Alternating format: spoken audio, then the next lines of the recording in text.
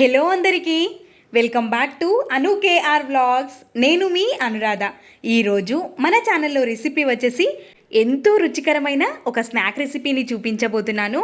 Tea టైంకి పర్ఫెక్ట్గా set అయిపోయే స్నాక్ ఇది. రెసిపీ ప్రిపేర్ చేసుకోవడానికి ముందుగా మనం ఒక 2 పెద్ద సైజ్ ఆనియన్ని పొడుగ్గా వీలైనంత సన్నగా తరుక్కొని తీసుకోవాలి. ఈ రెసిపీకి మనం ఆనియన్స్ పొడుగ్గా కట్ చేసుకుంటే చూడడానికి చాలా బాగుంటుంది. సన్నగా తరుక్కున్న ఆనియన్స్ని ఒక మిక్సింగ్ బౌల్ తీసుకొని అందులోకి చేత్తో ప్రెస్ చేస్తూ వేయాలి. రెబ్బలుగా సపరేట్ అయిపోతేనే మనం కలుపుకోవడానికి ఈజీగా ఉంటుంది. ఈ రెసిపీలో మనం పిండి కంటే ఎక్కువ ఆనియన్సే ఎక్కువగా ఉండాలి, అప్పుడే రుచి చాలా బాగుంటుంది. ఆనియన్స్ని ముందుగానే మనం ప్రెస్ చేసుకొని రెబ్బలుగా సపరేట్ అయిపోయే విధంగా ఈ విధంగా చేసుకొని తీసుకోవడం వల్ల వాటర్ కూడా కొంచెం సపరేట్ అయిపోయి పిండి కలుపుకోవడానికి చాలా ఈజీగా ఉంటుంది. ఈ విధంగా చేసుకున్న తర్వాత ఇందులోకి 1 స్పూన్ వరకు అల్లం వెల్లుల్లి పేస్ట్ని, 1/2 టేబుల్ స్పూన్ వరకు పసుపు, రుచికి సరిపడా ఉప్పు, రుచికి సరిపడా కారాన్ని యాడ్ చేసుకోవాలి. నేనైతే ఇక్కడ 1.5 టేబుల్ స్పూన్ వరకు కారాన్ని తీసుకున్నాను. మీకు కావాలి అనుకుంటే పచ్చిమిర్చి సగం, కారాన్ని సగం కూడా వేసుకోవచ్చు. మెయిన్ ఇంగ్రీడియంట్ వాముని ఖచ్చితంగా 1 స్పూన్ వరకు యాడ్ చేసుకుంటేనే ఫ్లేవర్ చాలా బాగుంటుంది. కొత్తిమీర తరుగుని కూడా యాడ్ చేసేసుకొని ఇప్పుడు ఇందులోకి 1 కప్పు వరకు బియ్యం పిండి, 1/2 కప్పు వరకు శనగపిండిని యాడ్ చేసుకోవాలి.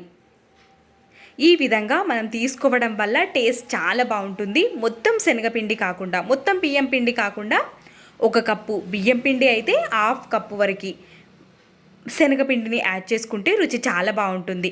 క్రిస్పీగా కూడా వస్తాయి. ఇప్పుడు మనం ప్రెస్ చేస్తూ వాటర్ తక్కువగానే పడతాయి, మరి ఎక్కువ పట్టవు. ఆనియన్స్లో వాటర్ ఉంటుంది కాబట్టి మనం మంచిగా ప్రెస్ చేస్తూ కలుపుకున్నామంటే ఎక్కువగా వాటర్ అనేది పట్టదు. మనకు ఆనియన్స్లో నుండి వచ్చే వాటరే సరిపోతుంది. ఇంకా కొంచెం పైనుండి వాటర్ని వేసి కలుపుకుంటే సరిపోతుంది. ఖచ్చితంగా మనం ఆనియన్స్ ఎక్కువగా ఉండే విధంగా చూసుకోవాలి, అప్పుడే రుచి చాలా బాగుంటుంది ఈ రెసిపీకి.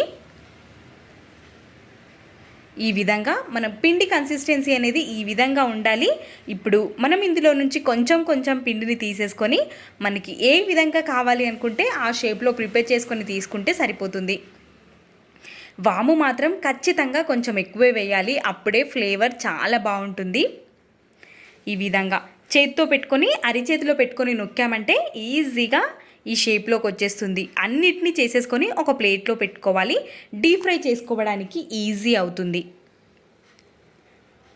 ఈలోపు నా ఛానల్ని ఇంకా ఎవరైనా సబ్స్క్రైబ్ చేసుకొని వాళ్ళుంటే సబ్స్క్రైబ్ చేసుకోండి. ఇలాంటి మరెన్నో వీడియోస్ మన ఛానల్లో ఉన్నాయి. ప్రతిరోజు ఒక వీడియో వస్తూనే ఉంటుంది. ఇంకా అన్నిటినీ చేసి పెట్టుకున్న తర్వాత డీప్ ఫ్రైకి సరిపడా ఆయిల్ని పెట్టేసుకొని ఆయిల్ని మంచిగా వేడిగా అవ్వనివ్వాలి. మంచిగా వేడిగా అయిపోయిన తర్వాత లో టు మీడియం ఫ్లేమ్లో పెట్టేసుకొని మనం చేసుకున్న అన్నిటినీ నెమ్మదిగా వేసుకోవాలి. ఖచ్చితంగా మనం చేసుకున్నది మునిగేంత ఆయిల్ ఉండాలి. తక్కువ ఆయిల్ ఉంటే పైన వేగదు, కింద వేగుతుంది. అలా ఉంటుంది కాబట్టి మునిగేంత వరకు ఆయిల్ని వేసుకొని మంచిగా వేడిగా ఉన్నప్పుడు మాత్రమే ఒక్కొక్క దాన్ని నెమ్మదిగా వేసుకుంటూ కాల్చుకోవాలి. ఒకేసారి ఎక్కువ వేయకుండా నేనైతే ఒక్కసారి ఒక 4-5ని వేస్తాను. కొద్దిసేపటి తర్వాత టర్న్ చేసుకొని మంచి కలర్లో వచ్చేంత వరకు వేయించుకోవాలి. ఇదే విధంగా అన్నిటినీ చేసుకొని వేయించుకుంటే సరిపోతుంది. ఈ రెసిపీని మనం టమాటో కెచప్తో కానీ రైతాతో సర్వ్ చేసుకున్న చాలా టేస్టీగా ఉంటుంది. టీ టైంలో ఉత్తిది కూడా తినేయచ్చు. చాలా రుచిగా ఉంటుంది. మంచి కలర్ వచ్చేంత వరకు వేయించుకొని ఇంకా సర్వింగ్ ప్లేట్లోకి సర్వ్ చేసేసుకోవడమే. మనం ఖచ్చితంగా మీడియం ఫ్లేమ్లో పెట్టేసుకొని వేయించుకుంటే లోపల వరకు మంచిగా ఉడుకుతుంది, టేస్టీగా కూడా ఉంటుంది. అన్నిటినీ ఇదే విధంగా వేసేసుకొని తీసుకోవడమే. చూస్తున్నారు కదా ఎంత ఎమ్మిగా కనిపిస్తుందో. చాలా రుచిగా ఉంటాయి. మీరు కూడా తప్పకుండా ట్రై చేయండి. మీకు ఎలా కుదిరిందో మీ వాల్యుబుల్ ఫీడ్బ్యాక్ని కమెంట్ సెక్షన్లో తెలియజేయండి.